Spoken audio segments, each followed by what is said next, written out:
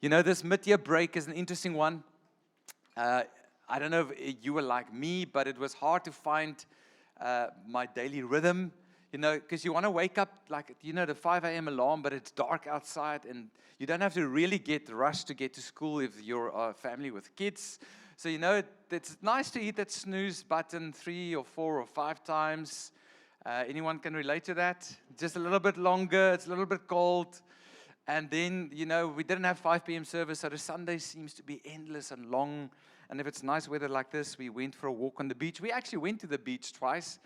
And both times we bumped into someone in church who was really astounded to see us there for the first time at 5. Like, what are you doing here? I'm like, there's no church service, don't worry. I'm not bunking church. But these breaks are good. I love that the traffic was less manic. Right? Like you could get up in the mornings and drive somewhere without the stress of, will I be on time? And then some of you guys had the means to find warm oceans. So glad for you. And you got a tan and you survived the winter a little bit more. But now it's the new term, friends, and we all have to go back to the normal rhythms, right? And the only way that we'll survive this term is if we return to our faithful rhythms. You're going to have to get up when the alarm goes off. You're going to have to get the kids to school. You're going to have to get to bed prepared for the next day, not get up the next morning and snooze, and hopefully find your way and stumble through the day. But you have to have faithful rhythms in place to get through this next term. That's a freebie on the side. But today, I don't want to speak about our faithful rhythms to face our days. I'm going to speak to us about our faithful rhythms in seeking the Lord, which goes far deeper than what we need to get through this next week.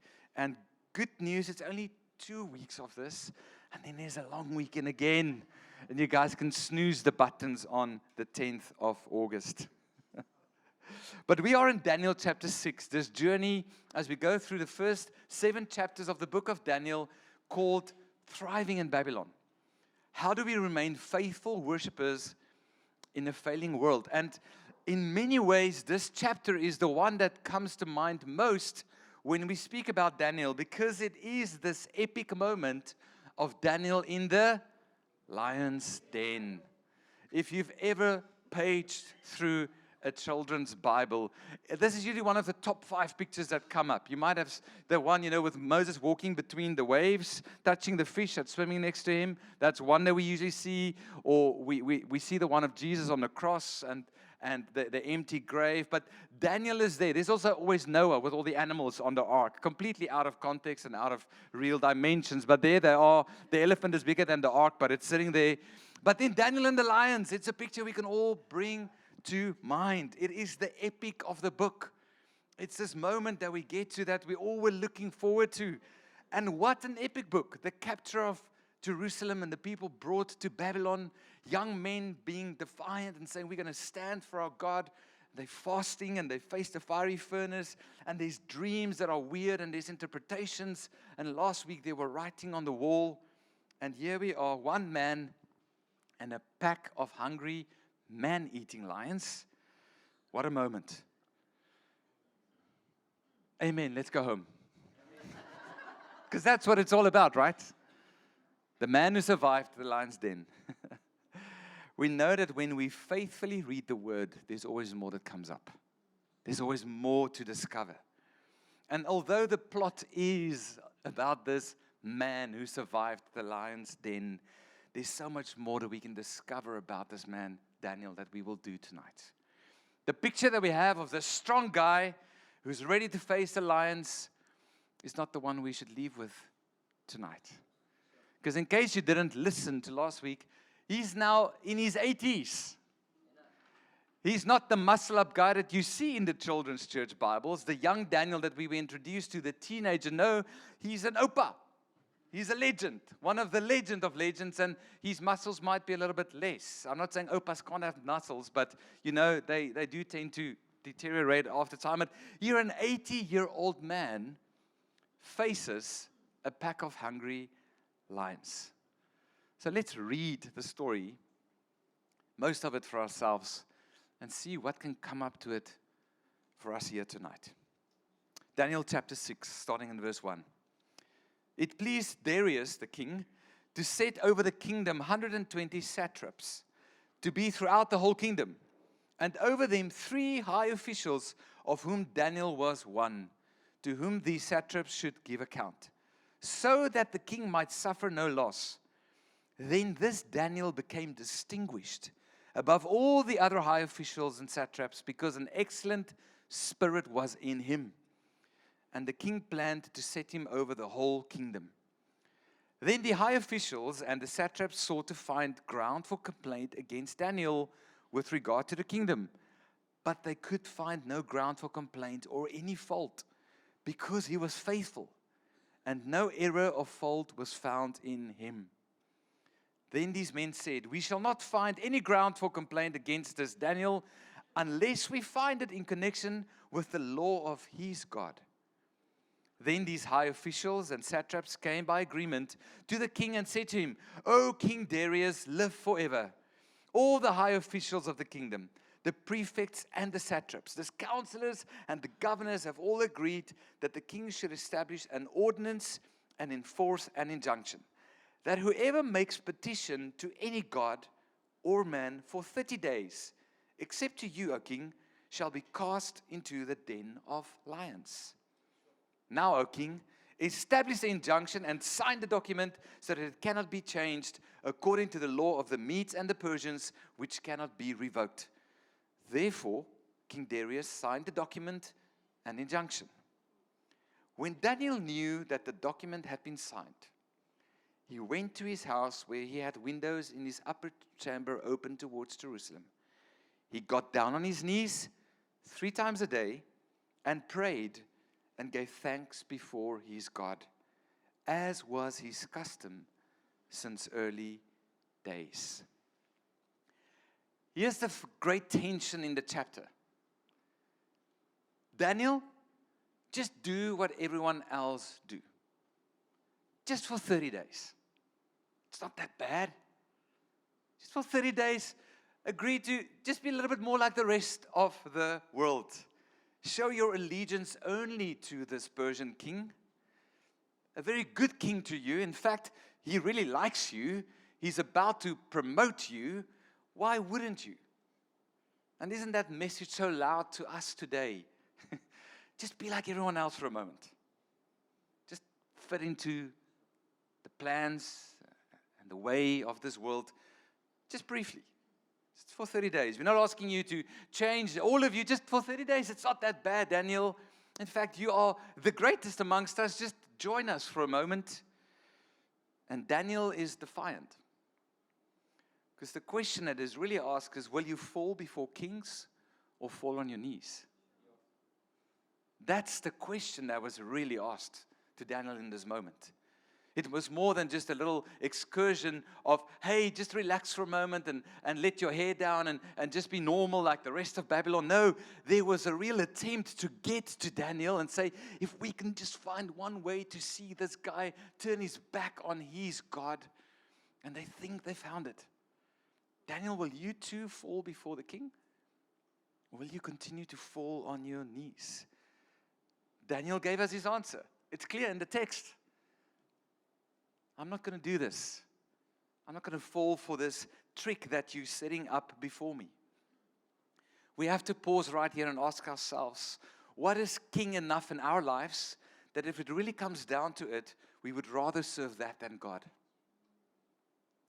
What is that thing that we maybe don't want to lose and we're too scared to give up? And you know what? It's okay. It's just my moment. It's just 30 days. It's just a quick little, just relax in Babylon. And for Daniel, that wasn't even a question. There was nothing like that. There was only one correct answer for him, and that is to continue to authentically and rightly worship God. What's interesting is that King Darius really did love Daniel.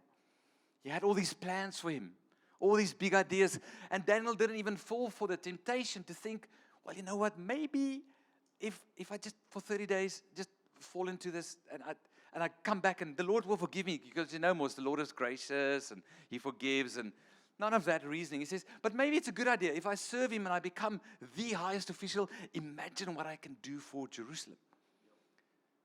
Even the temptation to set himself up in the world so that he can supposedly do better things for God didn't even knock on his heart. He just went back to his faithful rhythms. Falling on his knees was not just a single act of radical defiance in this moment. No, for Daniel, it was a normal day. It's not like he had this big temptation of trying to struggle with this and won't. No, it was just a normal day because he was a man of faithful rhythms.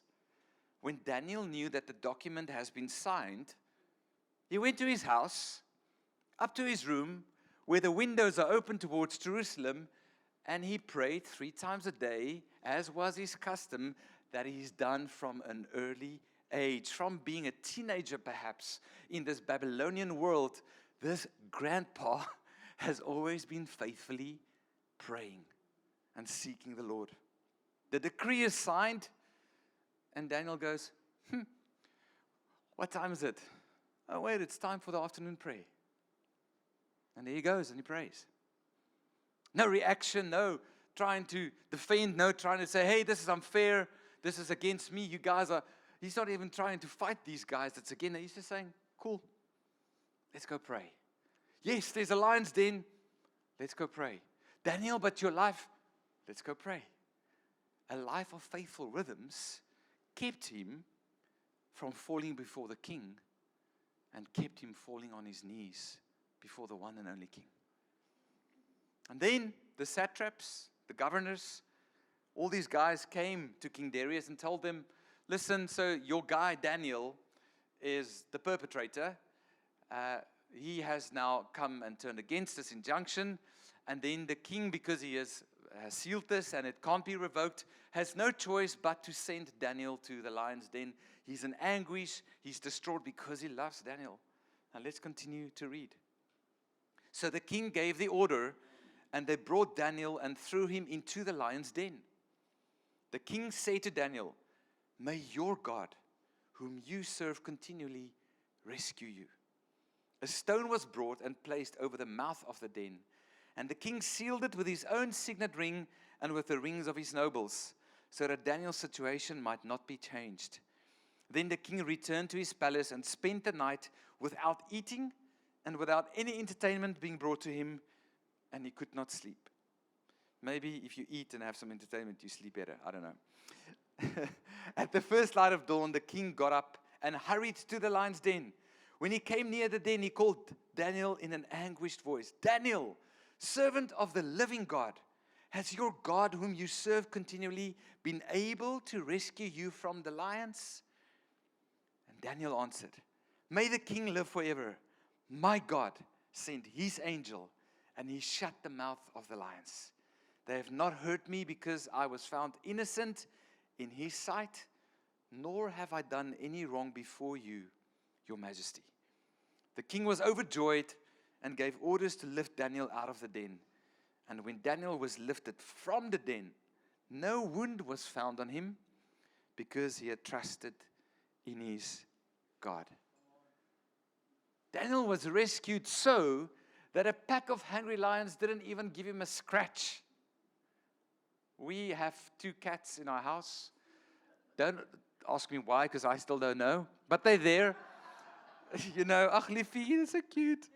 It's rescue cats. Let's help these little kittens. But I don't know if you've encountered cats physically in your life. Maybe you haven't, but they scratch. It's just what they do. They cannot help it. Like the claws just come out and it's, and I have some here that I can show you afterwards.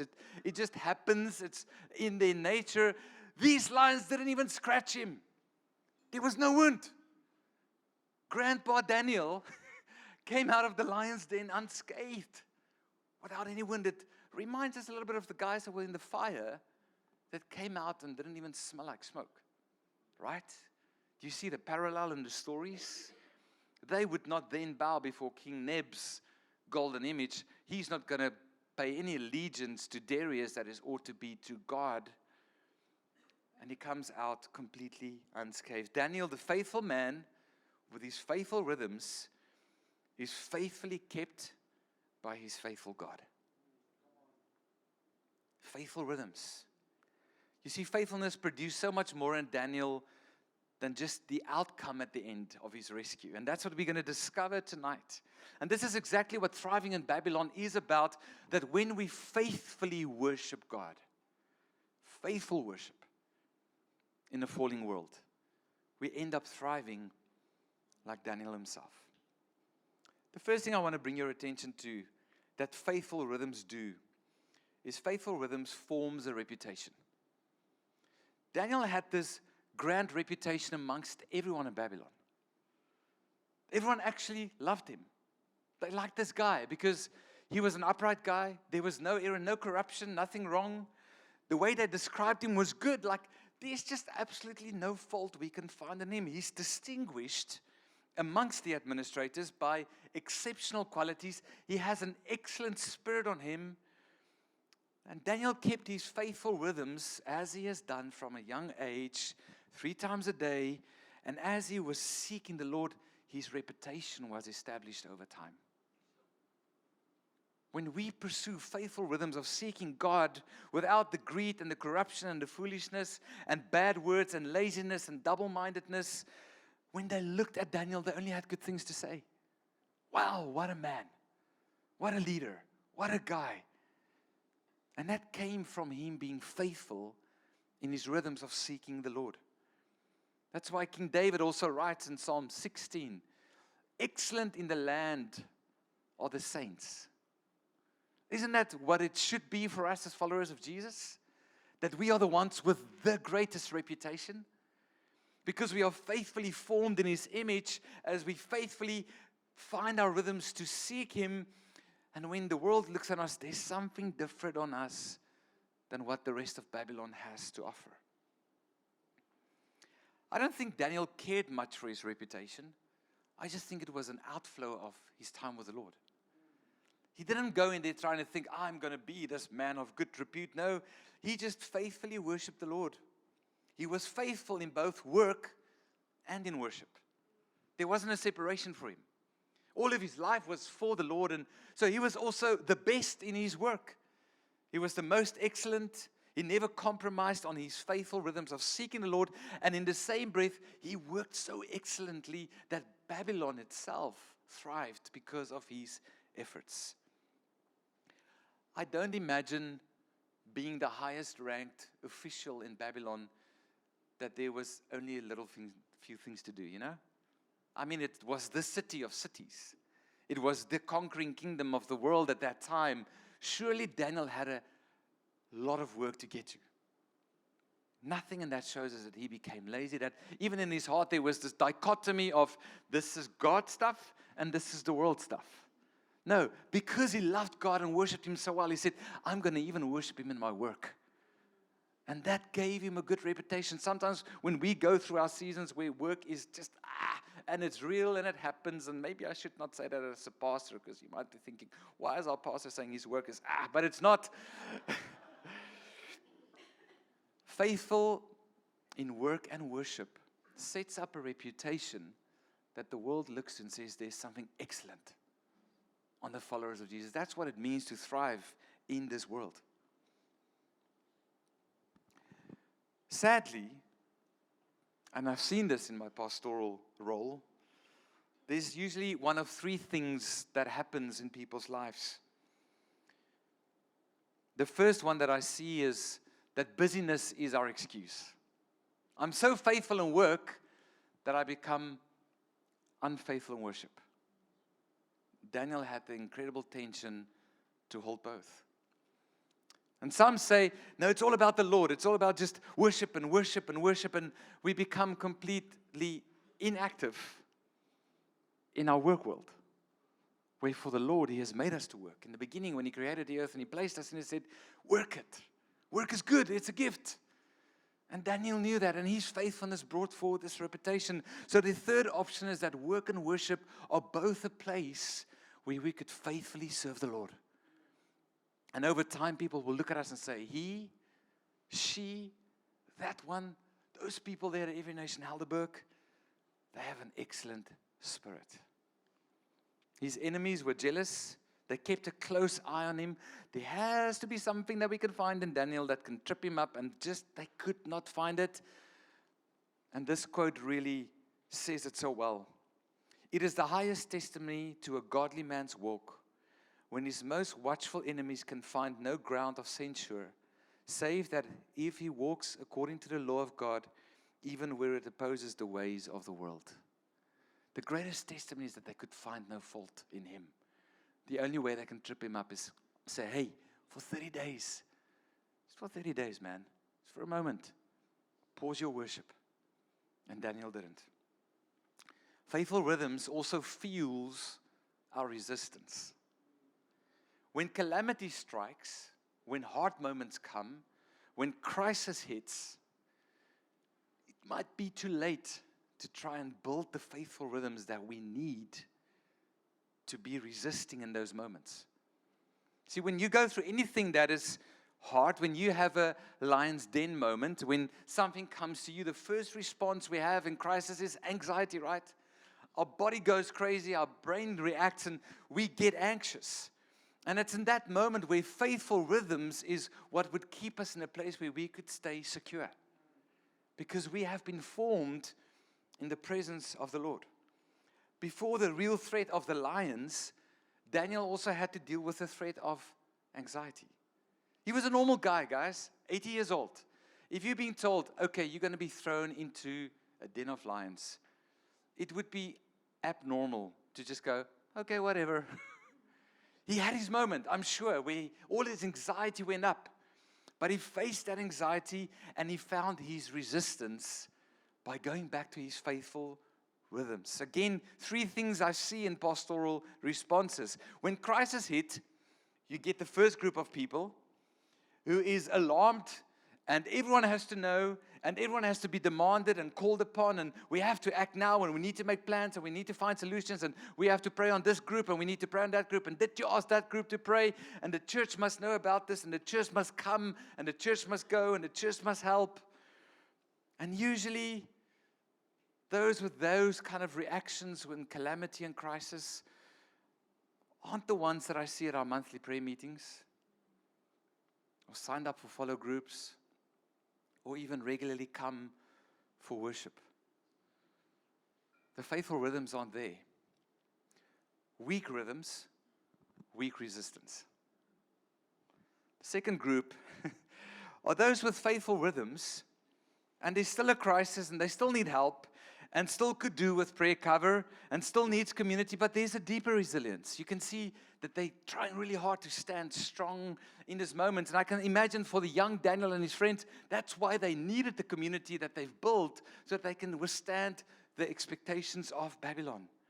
There's a sense of trust and hope in those moments of anxiety. And then there's a third group where 6 months later, they tell you the story of what they went through. And you're like, whoa, that is crazy. Why didn't you tell us? And I get anxious that the person in the church didn't tell me that they're going through the most. And that is, no, I have the Lord. I had Jesus. I have my faithful rhythms. Now, before you think I am just preaching at you and trying to figure out in which category you find, I was in all 3 this week. There were some things that hit my world this week that had me up in crazy, chaotic anxiety. And the Lord challenged me this week in my word and said, Pierre, what are your faithful rhythms like that when these pressures come, you don't overreact and call on everyone and say, please help, but it's so bad. And I had to bring that before the Lord. And then there were things that my faithful rhythms could sustain in resisting, which I was glad for. And then there's things that people don't even know about. No one knows about, that I was a struggle in my soul, but I just kept holding on to Jesus. Do you guys see the key that Daniel shows us here? When we have faithful rhythms of seeking the Lord, our resistance becomes stronger. Didn't Paul write, when he writes about the armor of God, to say, after you've done everything to stand, stand. Keep standing. Peter also writes about the lion, like the lions in the lion's den, that is out to capture us. And he speaks about our anxieties. 1 Peter 5, humble yourselves, therefore, under the mighty hand of God. Isn't that what it looked like for Daniel? Hey, there's an injunction. I'm going to bow under the mighty hand of God, so that at the proper time he may exalt you. Ooh, what exaltation came to Daniel after he humbled himself before the Lord is amazing. Casting all your anxieties on him because he cares for you. Where do you cast your anxieties? Just friends, family, doctors, therapists. We just find all our anxiety cast spaces. And God is saying, hey, teach yourself faithful rhythms to bring those things to me. Build your resistance in your relationship with me, because I care for you more than any in the world can. Be sober-minded, be watchful. Your adversary, the devil, prowls around like a roaring lion, seeking someone to devour. The difference between Daniel and us is Daniel knew he was going to face the lions. You don't know when the next lion is coming. Faithful rhythms will build up your resistance. Resist him, there it is, firm in your faith, knowing that the same kinds of sufferings are being experienced by your brotherhood throughout the world. You are not alone. Suffering is normal. It happens to humans. And after you suffered for a little while, the God of all grace, here's the promise, because that's how gracious he is, who has called you into eternal glory in Christ. You have a future glory with Christ Jesus. He himself will restore, confirm, strengthen, and establish you. To him be dominion forever and ever. Amen. Do you have enough faithful rhythms that you can stand in resistance when the lions of anxiety, crisis, and calamity come your way? Daniel's faithful rhythms didn't prevent the crisis. It's nice if we can do that, but the crisis still happens. It prepared him for the crisis. But then the third thing I want to mention to you is that faithful rhythms fosters relationship. It stewards relationship with the Lord. He got down on his knees 3 times a day and prayed and gave thanks to his God, a personal God. Look at the personal words that King Darius used. Daniel, as your God, the one that you know, has he rescued you? For Daniel, there was a personal connection with the Lord, and he's had it from a young age. He kept pursuing God. A godly reputation and God-filled resistance are outputs of faithful rhythms, but I'm convinced that for Daniel, the input was purely, I want to be with him. When Babylon gets loud, give me the Lord. When Babylon demands, give me him. I just want to be with the one that I know and who knows me. The one that I love, the one who forms me, the one in whose image I am created. I get to be with my King. I get to sing his praises. I get to thank him for the life that he has given me. Notice how the prayers of Daniel was thanksgiving. Not complaints, not, Lord, it's been 65 years in Babylon. When can I go home? No. Thank you, Lord. Thank you for another day. Thank you that I get to live up to a reputation that shows the world out there that there's a true God, a living God. Thank you that King Darius is noticing it, that I'm not falling before him, because, Lord, you are going to show yourself strong even to the king of Babylon. Gratitude, praise, because he knew he's God. He wanted to be with him. Personal language, it is my God. I give thanks to him. I am with him. I love the Lord. I love spending time with the Lord. So much so that I want to be with him 3 times a day. It's like a young married couple where the husband rushes home for lunch too, because he wants to eat breakfast, lunch, and dinner with his bride. That's what it was like for Daniel. Hey, God, let's have some breakfast together. He opens up his window and he prays, Lord, thank you. He does his work. He sees Babylon. He sees all of the filth and the terribleness of it too. And then, hey, let me go and be with the one that I love. Let me go and spend time with the one that I built my relationship with. And he goes back for lunch. And he does it again. This is how he remained thriving in Babylon. And if we think that only Daniel did it, Jesus did the same. Have you noticed how he leaves the crowds to go and be with the Father? How he pauses ministry, his work, in order to just go and build relationship, to sustain relationship, to be in relationship. J.I. Packer, in his well-known book, Knowing God, said this: men who know their God are before anything else men who pray. And the first point where their zeal and energy for God's glory come to expression is in their prayer lives. If there is little energy for such prayer and little consequent practice of it, this is a sure sign that as yet we scarcely know our God. You can hear in people's prayers if they have faithful rhythms of building relationship with the Lord. Have you been hearing His voice, His invitation, His call? Have you been saying, Lord, me and you, I want to be here for you because you are here for me. Building that friendship with Him. And then the last thought that I want to bring out to us is that faithful rhythms foresee a rescue. Daniel is ready to face the lion's den. He's not certain that God would save.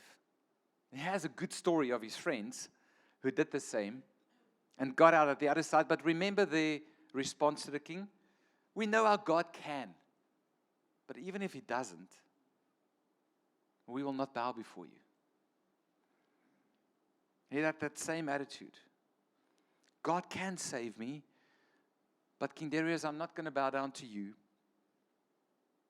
But faithful rhythms has taught Daniel to expect God's rescue, to foresee it. And this is what is interesting in the text, is that the Bible says that his windows were opened towards Jerusalem. Why is this important? Because he was trusting God for the final rescue when exile is over and Babylon has fallen and God's people get to go home. He was looking towards Jerusalem in his prayers because he foresaw what will still happen, because he had a word from the Lord that a prophetic fulfillment will come where God's people will return home. Isn't that amazing? And that's the same for us today. We know that there's a future rescue. We put our eyes and the windows of our soul open to the new Jerusalem that will head our way. We will be rescued in the end. A future rescue that we can hold on to. This man who cultivated a rhythm of trusting God before the crisis was able to trust God inside of the crisis because he had all the promises of what God was still gonna do. I find it fascinating. Darius was all in anxiety, stressing, not eating, not enjoying himself, staying awake, and Daniel was at rest because he knows that God is a God of rescue. He could see the rescue that would come for all of God's people.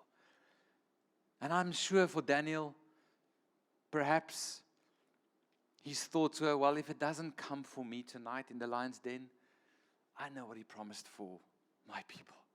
I've seen enough of his faithfulness. I've walked with him long enough to know that he is good and he will fulfill each of the promises that is to come.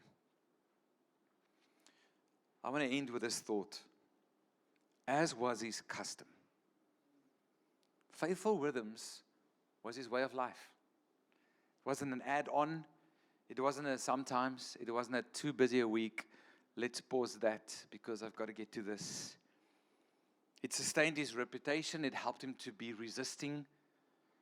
It formed a relationship with the Lord that was unwavering. And it kept reminding him of the future rescue of what God will do as he looked towards the direction of Jerusalem, saying, God will still save. God will still save. God will still save. And those words is somewhere else in the Bible. Exactly like that. As was his custom. Do you guys know where it is? Luke chapter 22, speaking about Jesus himself.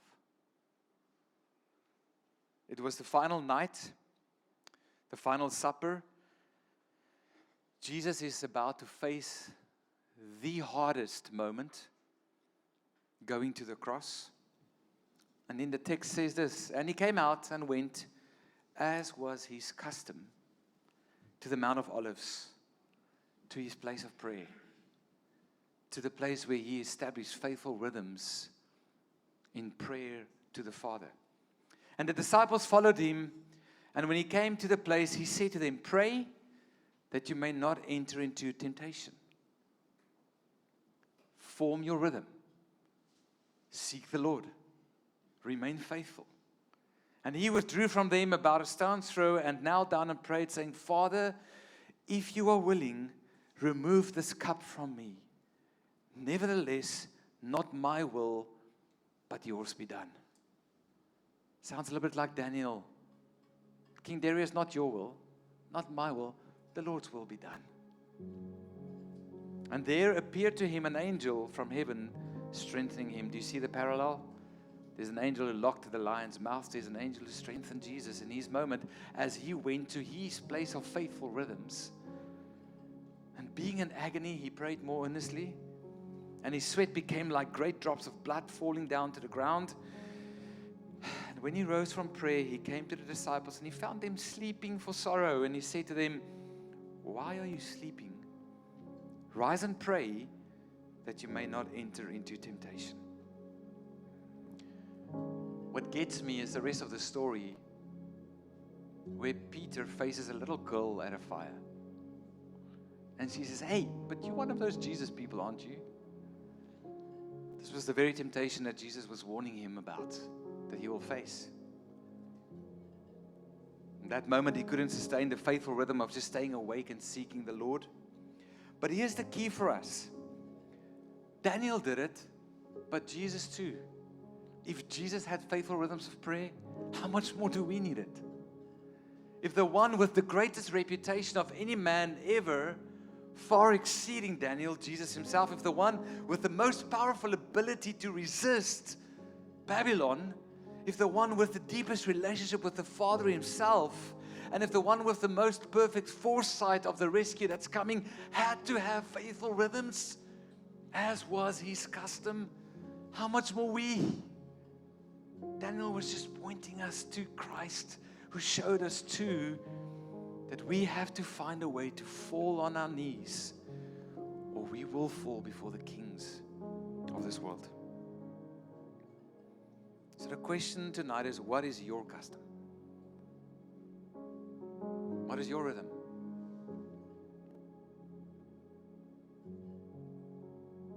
Is it ad hoc as the week allows? Is it perhaps maybe deeper than that? There's a continuous connection with Him, but you know that there's invitation to be more mindful and timeous and plan it and say, Lord, I want to know you more. I really want to know you more. This whole idea of that there's more in God, He's given us everything pertaining to godliness. The more is in our hands. There is more for those who want more of God. You might be facing calamity or crisis, and now you are in the middle of it. It's not too late to start a faithful rhythm and say, Lord, I'm going to build my life upon this rock. It is a firm foundation. We sang it. And I'm going to seek your face before I seek your hand. Before I want an outcome to this crisis, I just want you. Because that's what Daniel wanted. I just want to be with him. Babylon is trying. I want to be with my Lord. So tonight we're going to get a little bit more practical. The team is going to hand out some papers. You guys can go ahead. As they go around, giving you a paper and a pen, there's 3 things that I want you to think about. Don't read it. I'll explain it and then you can read it. We'll give you time. But I want you to think about your prayer commitments, your word commitments, and your community commitments. What customs do you have? Write them down. But which ones are you sensing the Lord is saying, hey, I'm inviting you to be a little bit more intentional? On this side, there are just some suggestions. You don't have to use those, but maybe you don't know where to start and you read and you say, yeah, maybe I should wake up in the morning and before I check my phone, I'm going to speak to Him for 10 minutes. Maybe you just need to start doing that. Before Babylon speaks to me, I'm going to speak to Him. So I'm going to do wake-up prayers. Might be listening to worship music. I might need to spend more time praying for others. So your word commitments, you might have to start small because you don't have the capacity to read the entire Bible in the next 6 months. So you might just start by saying, I'm going to read a psalm a day. There's 150 of them, and if you break down Psalm 119, please don't read it in one day. Or if you've got time, please do. But you could spend the next 170 days reading a psalm a day, and there's a faithful rhythm of the word. And then your community commitment. Attend church. Well, if you're not there, then listen to the word at least. Get it in you. Don't be too busy or too good to join a follow group. Be in one, because that's a space of faithful rhythms. What is your custom? And what are you committing tonight to? Between you and the Lord. This is just a tool to help you. To say, Lord, this is the faithful rhythm I'm building into my life. Lord Jesus, speak to your people. Let them hear your invitation. And let them respond appropriately. Lord, not trying to do it all, but to find you in it all, Father. Take a moment and write down your thoughts. Thank you, Lord.